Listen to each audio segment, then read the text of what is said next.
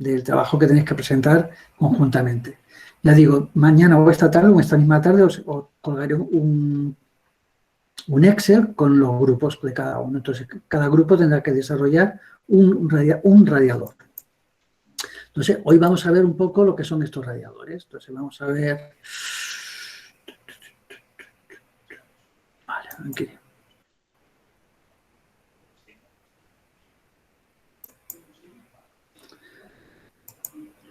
Bueno, vamos a ver esta segunda parte del tema de intercambiadores de calor, que era el punto 6, era lo que nos faltaba, que era cálculo de intercambiador compacto, dentro de los intercambiadores compactos, el de tipo radiadores. Vale, los radiadores de compactos, generalmente lo que te hacen es maximizar, son siempre entre un líquido y un gas, ¿vale? El gas, como tiene peores propiedades de transferencia de calor, es la parte, digamos, más sensible, y por tanto es lo que se intenta es aumentar la transferencia de calor en la parte de aire.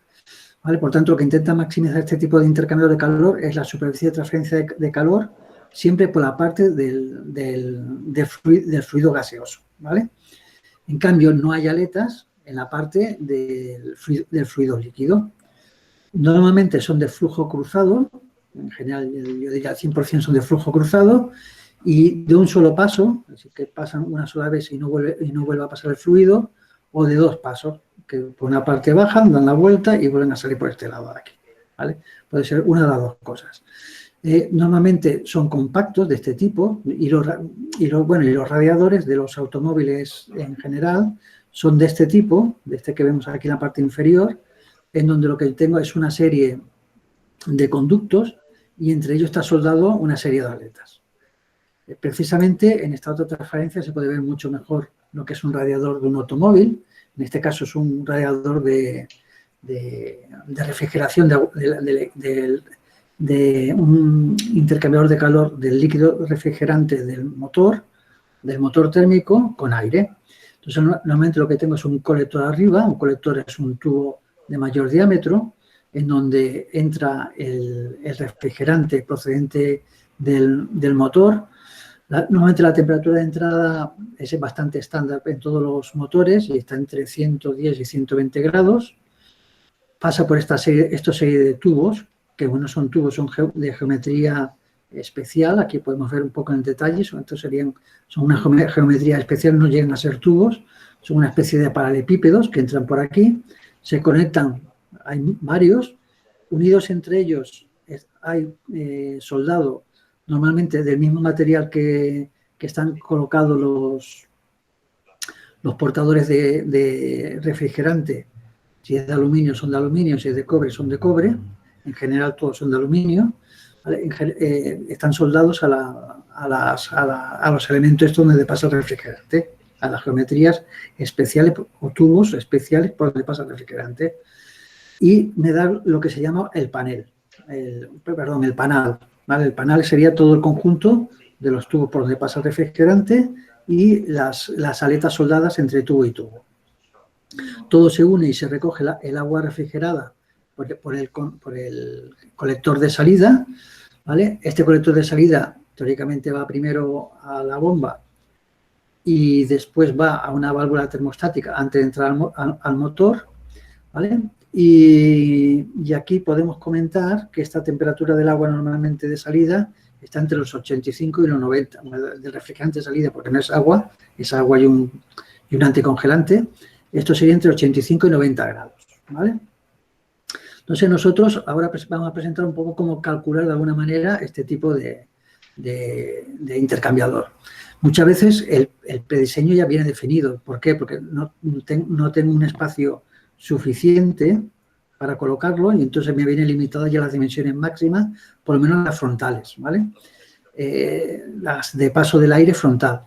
Y además también viene también muy limitado por la cantidad de calor que tengo que extraer, el paso de refrigerante por los tubos estos, y por tanto también me viene limitado el número de refrigerante. Entonces las dimensiones generales, en general, sin saber mucho de transferencia de calor, las puedo obtener, ¿vale? Vamos a ver un poco cómo se trabaja. Bueno, después lo que se hace, después del primer diseño, lo que se hace es comprobar para diferentes cargas del vehículo, de diferentes velocidades y posibles diferentes potencias desarrolladas por el vehículo, si son capaces de disipar la calor adecuada. Entonces, esta parte de comprobación se hace normalmente con los dos métodos que hemos visto, con el método de temperatura, de diferencia media logarítmica de temperaturas, o mediante el de unidades de transferencia térmica. Vamos a ver un poco a través del método, el primero, utilizando el método LMDT, que es el de diferencias medias logarítmicas, cómo se hace el precálculo del intercambiador de calor tipo radiador de un vehículo. Primeramente, lo que tenemos que saber es la cantidad de calor que ha de evacuar el radiador. Si es uno de refrigerante, ¿vale? Si no conocemos la cantidad de calor que se ha de disipar del circuito de refrigeración del automóvil, se puede estimar mediante esta fórmula de aquí que tenéis.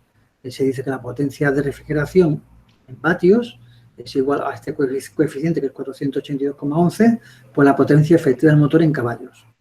Es decir, si tengo un motor que de potencia efectiva me está dando 100 caballos, lo que me está dando aproximadamente sería 482 por 100, es decir, 48,2 kilovatios de calor tengo que extraer al motor.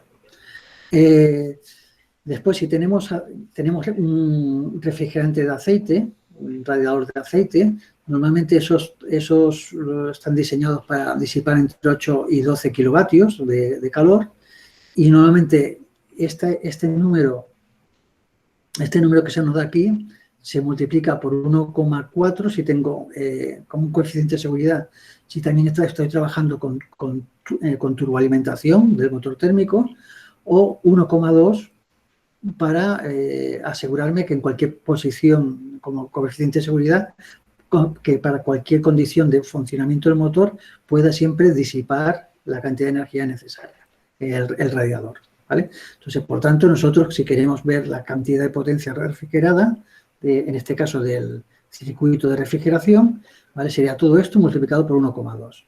Si es con turbo, por 1,4.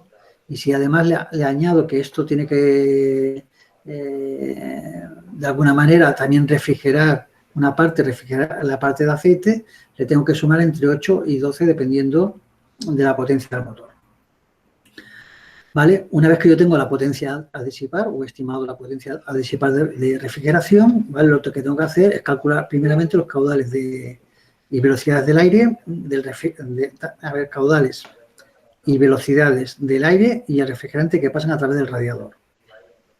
Entonces, lo que hago es aplicar el principio de conservación de energía para el sistema abierto en régimen permanente y fluido incomprensible, porque la velocidad del aire está muy por debajo de la velocidad del sonido. Si aplico esta formulita de aquí, que me dice que la potencia, que está aquí encontrada aquí, es igual al caudal volumétrico, los metros cúbicos segundos, por la densidad del fluido que sea, o del aire o del agua, o lo que yo quiera, por la capacidad calorífica del agua o del aire, lo que yo quiera calcular, por la diferencia de temperaturas. ¿Vale? Aquí tenéis las temperaturas normales de funcionamiento. Si estoy trabajando con un refrigerante, buena parte del refrigerante estaría saliendo del radiador entre 85 y 90 grados y entrando entre 115 y 120 grados. La temperatura del aire es la máxima prevista para la zona geográfica donde se empieza a utilizar el vehículo. ¿Vale? Si voy al Sáhara, yo aquí le pondría por lo menos un 50 grados, 55 grados. Si voy a utilizarlo en Siberia, el máximo sería 30 grados en verano. ¿Vale? Y de salida, una temperatura máxima de 85 grados. ¿Qué pasa? Yo utilizando estos dos parámetros, en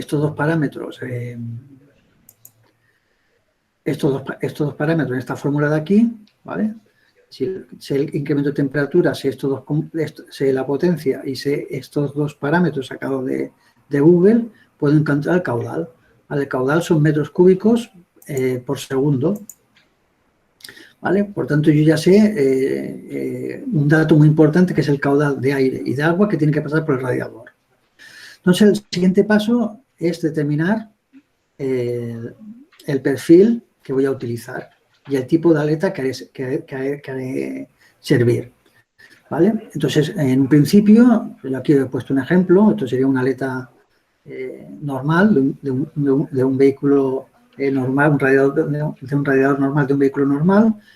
Esta, por ejemplo, mide 40 entre extremos, está redondeado por el exterior con un radio de 0,8 milímetros y de 1 milímetro respectivamente, la cara interior y la cara exterior. Es de aluminio, tiene un espesor de 0,2 y la zona plana para poder soldar las aletas 38 milímetros. Si vengo para acá, aquí sería el perfil de la aleta, ¿vale? La aleta de aire, aquí estaría colocada un conducto, aquí abajo estaría colocado el conducto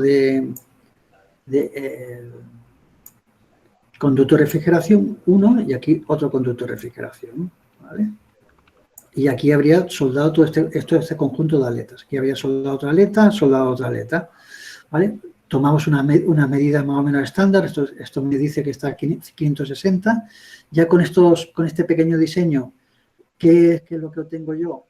Obtengo que aproximadamente, ¿vale?, el área de transferencia de calor por la parte de aire, que sería el área exterior esta área interior más toda esta área interior más toda el área exterior prácticamente, ¿vale? Y el área de contacto del refrigerante con el conducto, que sería toda la superficie esta interior, ¿vale? Estas dos superficies son claves en el desarrollo del proceso de diseño del radiador.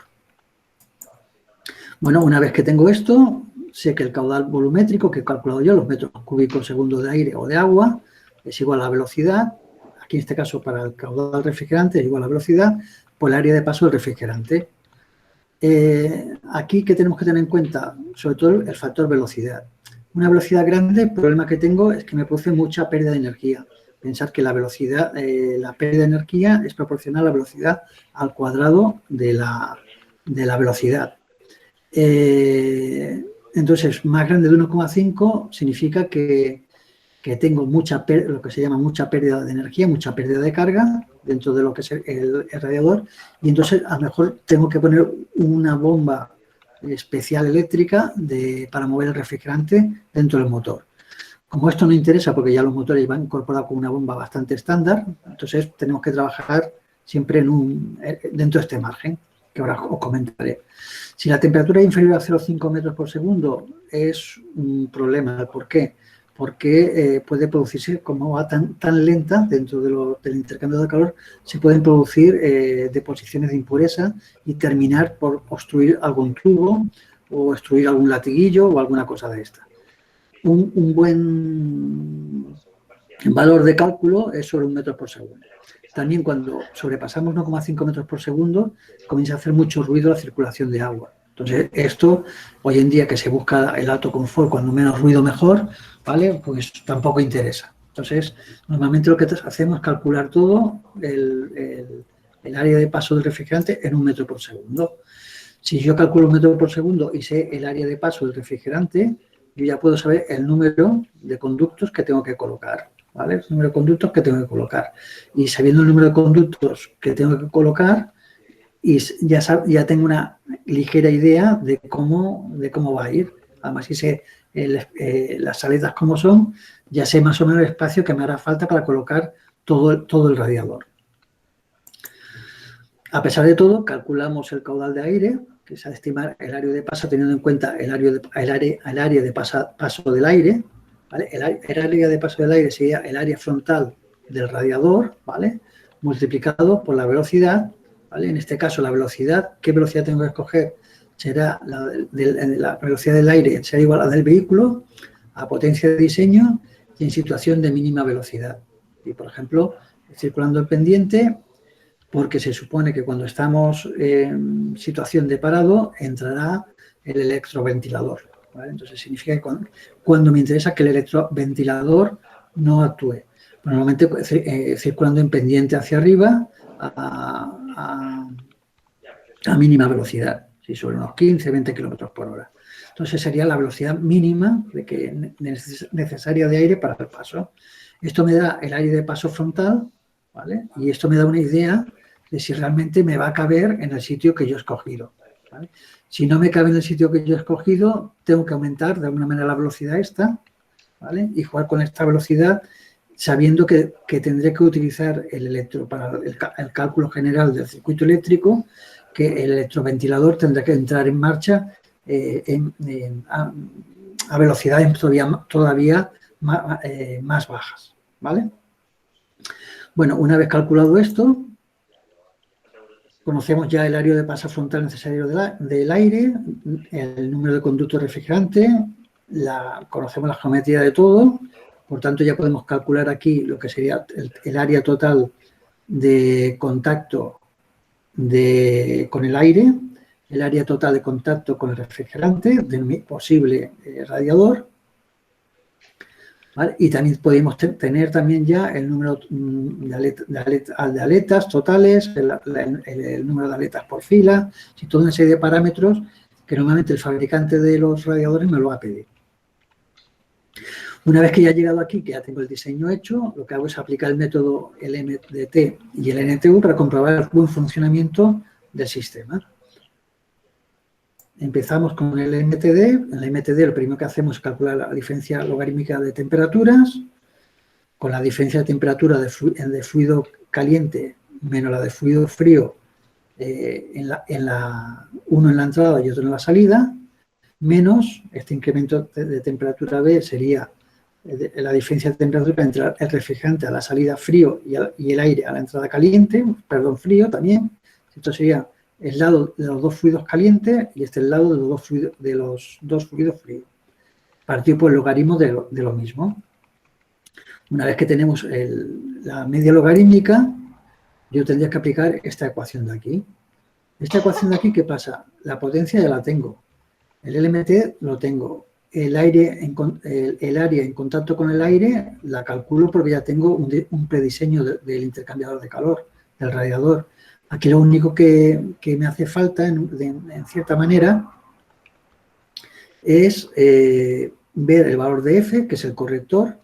F se puede encontrar en las gráficas a partir de los valores R y P de las gráficas, que ahora los comentaremos, y con eso puedo calcular la única incógnita que me queda, que es el coeficiente global de pérdidas de calor, que es la U. Entonces calculo la U, yo sé que la U es igual a 1 partido por el coeficiente de convección del refrigerante más el área en contacto con el refrigerante partido por el coeficiente de convección del aire por el área en contacto con el aire más el espesor del conducto del refrigerante por la conductividad del material metálico que ha construido los conductos, ¿vale? Y lo que hago es aplicar para diferentes regímenes de marcha el cálculo del HC de esta ecuación de aquí, ¿vale? Y calculo una nueva U y calculo a ver si la potencia sobrepasa o no sobrepasa la potencia esta nominal que he calculado yo. Y me aseguro que el fluido refrigerante vuelve al motor a una temperatura adecuada, no excesivamente alta.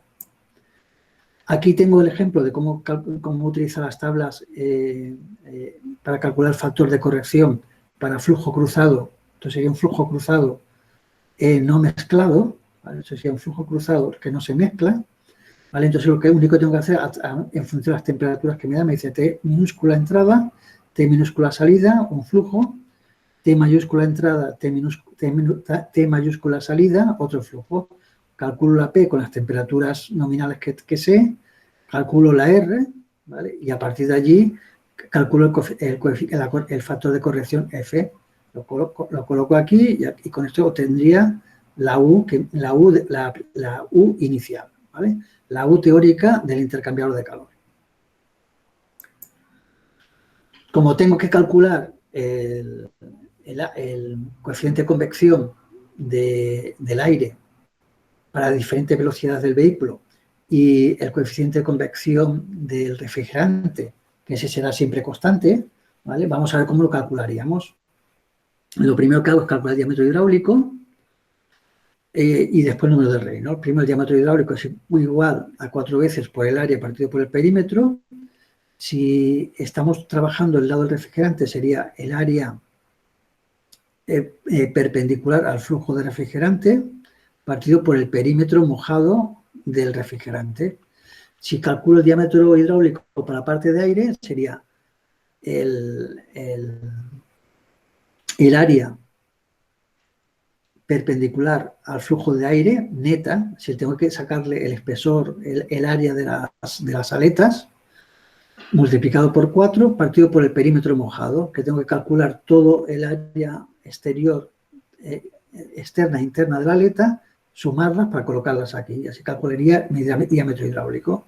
Una vez con esto, calculo el Reynolds para el agua, para el refrigerante, perdón, y el Reynolds para el aire, ¿vale? En función de la velocidad. Uno tendrá la velocidad del refrigerante, que me viene dado por lo que hemos calculado antes, otro vendrá dado por la velocidad del aire, que yo aquí, esto será la variable que va a variar en mi problema para diferentes marchas del vehículo. Según el número de Reynolds que tengamos, el número de Nusselt lo tengo que cambiar de diferente manera. Si el Reynolds es menos 2100, estamos en régimen laminar y el Nusselt viene tabulado. Si el Reynolds es entre 2100 y 3000, que es el estado de transición, tenemos que hacer una media entre el Nusselt del régimen laminar y el turbulento. Si el Reynolds es mayor de 3000, estaremos en régimen turbulento y tendremos que utilizar una serie de fórmulas. Entonces, tanto para el aire como para el agua tenemos dos fórmulas. Una que se llama de Nieklinski, ¿vale?, que calcula el Nusselt para Reynolds entre 3000 y 4000 a través de esta ecuación de aquí, que depende del factor de fricción y del Reynolds y de Planck. Y después, cuando el Reynolds es mayor de 4000, utilizamos la correlación de Petukov y Kirillov, que es esta otra de aquí, que también depende de Reynolds, de Planck y del factor de fricción. Como vemos, tanto aquí como aquí hay que calcular el Planck, que es una relación de propiedades del aire y del agua, y el factor de fricción, que esto en el tema de convección lo tenéis en el material de apoyo, ¿vale? Para calcular F, esto hay que ir al tema de convección. Una vez que hemos calculado el Nusselt, tanto para el aire como para el agua, aquí calculamos el coeficiente de convección para el aire y para el agua, a través de que Nusselt por la conductividad a partir por el diámetro hidráulico. ¿Qué conductividad? O la del aire o la del agua. Con eso puedo calcular un coeficiente de convección global, perdón, un coeficiente global de transferencia de calor, no de convección, de transferencia de calor del radiador para diferentes marchas del vehículo. Y lo que hago es comprobar que siempre voy a disipar menos de lo que en todas las marchas del vehículo tendría teóricamente que disipar menos que la que me salió inicialmente, ¿vale? Que cumplo en cada momento el régimen. Entonces, también está bien encontrar la temperatura, recalcular la temperatura con este nuevo U, calcular la temperatura de salida y ya lo tendríamos, ¿vale? Comprobamos con los gráficos el factor de corrección, colocamos la U, colocamos esto, colocamos el delta TLM y calculamos la potencia. Y vamos calculando la potencia disipada, que siempre tiene que ser inferior a la inicial que me ha dado inicialmente el radiador. Una vez hecho esto, se puede comprobar todo con el método NTU, ¿vale?, que sería el segundo método de comprobación. En este método, aquí lo único que tenemos que hacer es calcular primero el Cmax y el Cmin, si las capacidades térmicas. Esta capacidad térmica era el caudal máximo por el Cp, calculo para el aire, calculo para el agua, y al que es más pequeño le llamo Cmin, y al que es más grande le llamo Cmax. Una vez que calculo la capacidad térmica, calculo los números de transferencia, de unidades de transferencia térmica, que es por el lado del aire, sería el área en contacto con el aire, que ya la tenemos, por el prediseño, por el coeficiente de convección partido por el Cmin. Una vez hecho esto, también calculo la capacidad térmica, como Cmin partido por Cmax, y con la fórmula correspondiente a al cálculo de eficiencia de un calor de un intercambiador de calor de flujo cruzado, que es esta relación de aquí, ¿vale? Calculo la eficiencia en función de la capacidad calorífica y el NTU. A partir de esta eficiencia, que puedo calcular en función de las temperaturas de entrada al flujo caliente y entrada al flujo frío multiplicado por Fmin, puedo calcular la potencia real, ¿vale? La potencia real transmitida, y esto lo puedo calcular también para los diferentes velocidades que analizas con el otro método de cálculo. Bueno, y con esto terminamos el tema 7 y el tema 8. Y el tema 8, que es el tema de generadores y calores de frío, lo que haremos será una presentación teórica de lo que siguen, sobre todo cómo se produce o cómo se aprovecha el calor sobre todo del aire caliente que sale del radiador, cómo funciona el único que produce frío, que sería el equipo frigorífico que llevan los coches climatizados con aire acondicionado. Veremos cómo funciona el aire acondicionado, veremos los refrigerantes normales que hay, veremos un poco el ciclo termodinámico que tiene, veremos un poquito también el funcionamiento, y después os dejaré, que esto lo veremos un jueves también en directo, os dejaré in situ cómo se ve dentro de un vehículo, cuáles son las partes importantes que visualizaremos dentro de un vehículo, este equipo de climatización, ¿vale? Y bueno, y por hoy ya lo dejamos, y si hay alguna duda, preguntas,